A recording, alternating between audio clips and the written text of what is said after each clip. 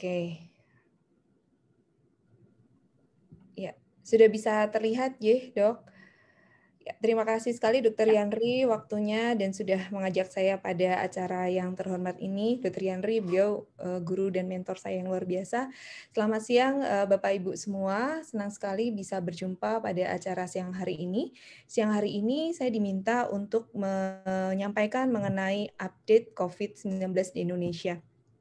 Beberapa yang akan saya sampaikan, yang pertama mengenai situasi COVID di dunia dan di Indonesia, kemudian mengingatkan kembali bagaimana transmisi COVID-19, bagaimana terkait dengan varian-varian baru, kemudian apa yang bisa dilakukan untuk mencegah infeksi.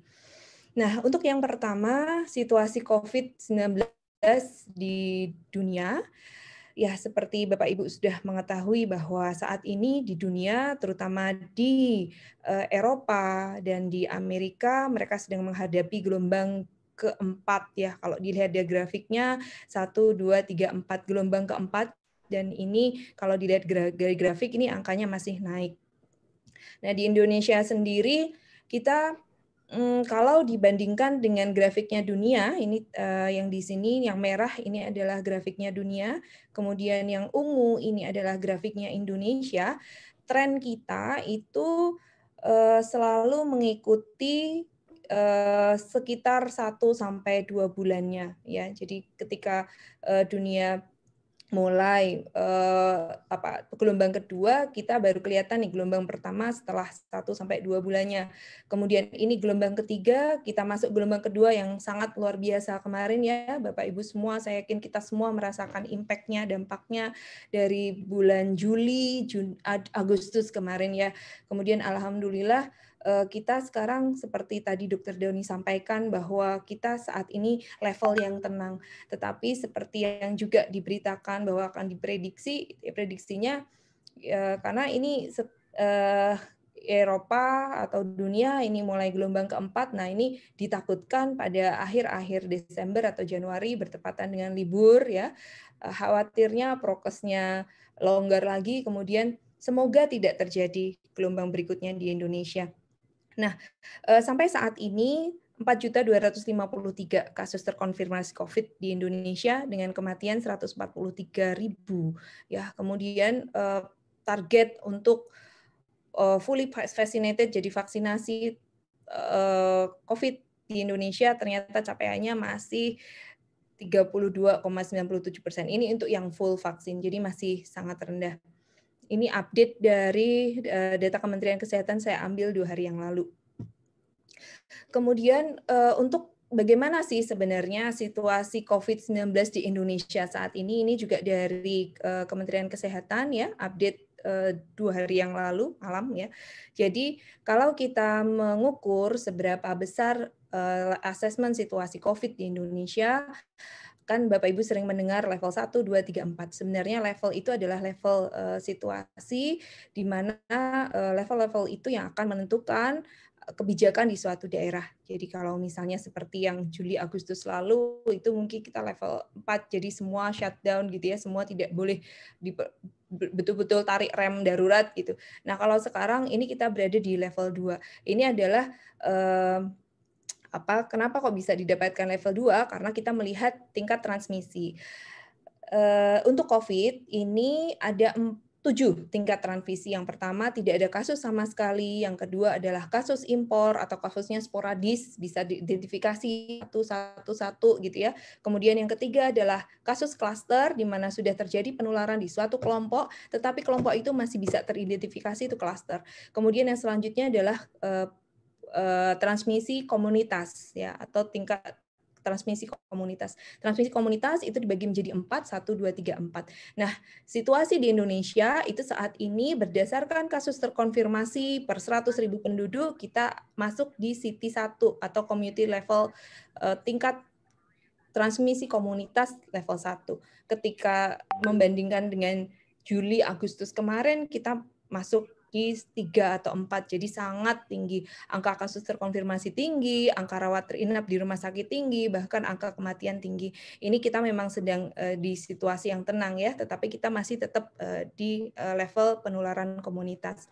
Kemudian untuk kapasitas respon, tadi yang disebutkan Dr. Doni tadi, 3T, testing, tracing, and treatment, itu masih dinilai memadai ya. Jadi testingnya juga cukup baik, kemudian tracingnya sedang sebenarnya ya, kemudian treatment memadai. Tapi artinya ketika itu dilihat dalam tabel, ditabelisasikan, kita ada di level 2, di mana sudah mulai untuk elemen-elemen penting seperti pendidikan, anak-anak sekolah sudah mulai masuk walaupun terbatas ya. Sedangkan untuk vaksinasi itu ini yang tercatat adalah vaksinasi pertama ya 64,56%, sedangkan pada lansia itu 50,62%. Kalau data yang tadi 30 adalah yang fully vaccinated. Jadi kebanyakan ternyata masih ada yang skip vaksin kedua ya.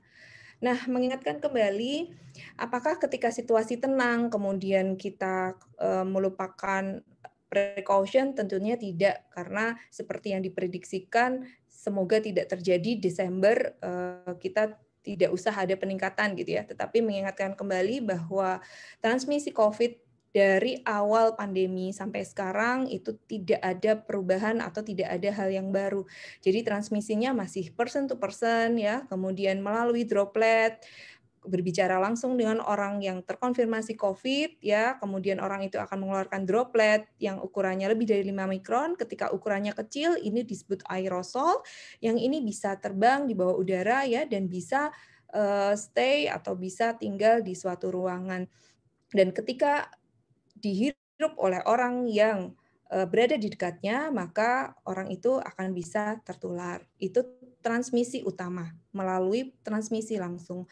Kemudian yang kedua, melalui indirect contact. Ketika droplet ini jatuh ke sebuah benda, kemudian disentuh, kemudian orang itu melewati atau menyentuh mukosa, membran mukosa langsung seperti hidung, mata, dan mulut, maka akan bisa juga meningkatkan risiko penularan ya.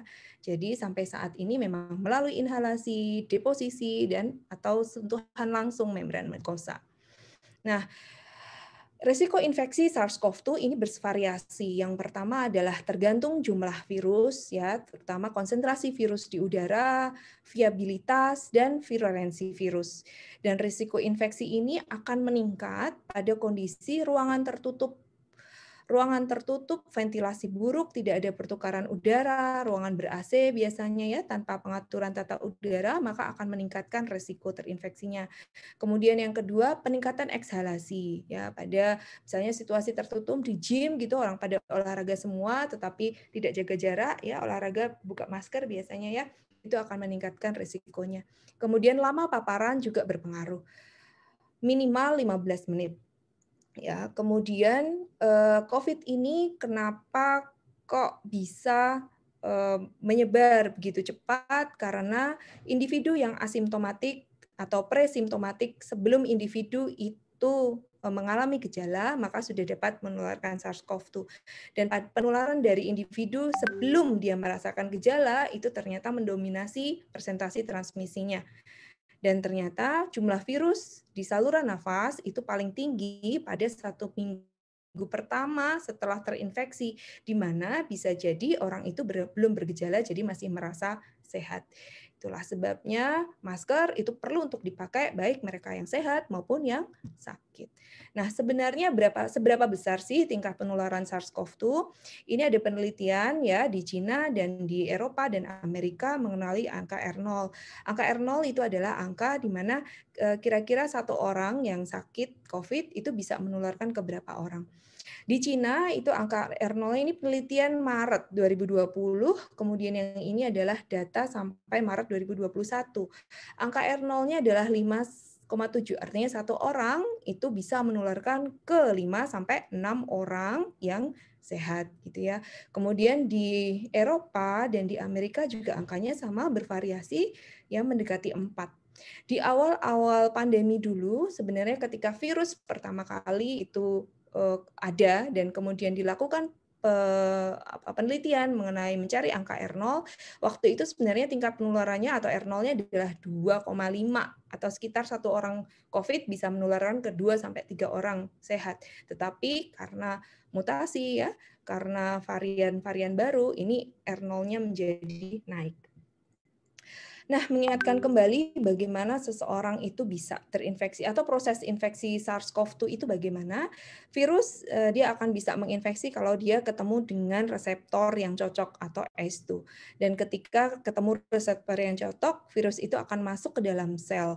Di dalam sel dia akan kemudian bereplikasi, ya, bereplikasi, dia akan menyandi material genetiknya, ada proses translasi, ada replikasi, ada transkripsi, sehingga menjadi virus yang matur, yang baru, ya. Kemudian dia ketika sudah siap menjadi virus yang yang matur, ya, dia akan dikeluarkan dan akan menginfeksi yang lain. Di sini yang ingin saya sampaikan adalah ketika terjadi proses replikasi virus, ini ada penyandian rantai-rantai DNA, dan setiap penyandian rantai-rantai DNA kalau misalnya sangat banyak gitu ya, itu memungkinkan untuk terjadinya perubahan. Ya, pembacaan yang salah itu sangat mungkin, sehingga itulah yang menjadi dasar kenapa kok ada varian-varian baru. Ya.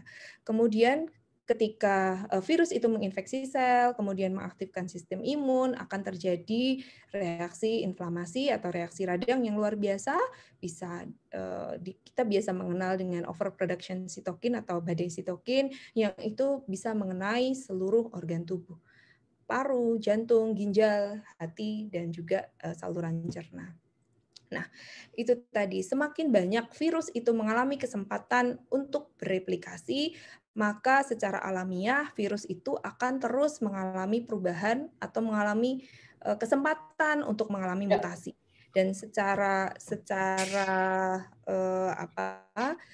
alamiah varian baru itu akan terus muncul dan kemudian hilang. Nah, beberapa varian akan terus menetap, tetapi yang perlu diperhatikan adalah beberapa varian yang dikelompokkan oleh WHO menjadi varian of concern adalah varian-varian yang kemudian disinyalir varian itu sangat menular lebih cepat, kemudian dia menyebabkan infeksi yang lebih berat atau berpotensi mempengaruhi terapi atau kekebalan terhadap vaksin yang sudah ada, ya. Jadi kalau gambarannya satu virus kemudian bereplikasi, maka akan semakin banyak virus itu bereplikasi, kesempatan untuk terjadinya mutasi itu menjadi semakin tinggi.